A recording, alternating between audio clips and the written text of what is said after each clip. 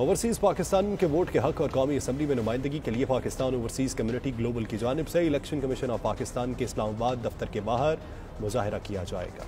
Pakistan overseas community global के chairman मियां तारिक जावेद का 92 news से गुफ्तगू करते हुए कहना था कि उन्हें एहतजाज की इजाज़त मिल गई है। हम दुनिया भर में बसने वाले 9 मिलियन पाकिस्तानियों को 2023 के इलेक्शन में वोट का हक इस्तेमाल करने के लिए अपनी आवाज़ बुलंद करेंगे। बिस्मिल्लाहिर्रहमानिर्रहीम।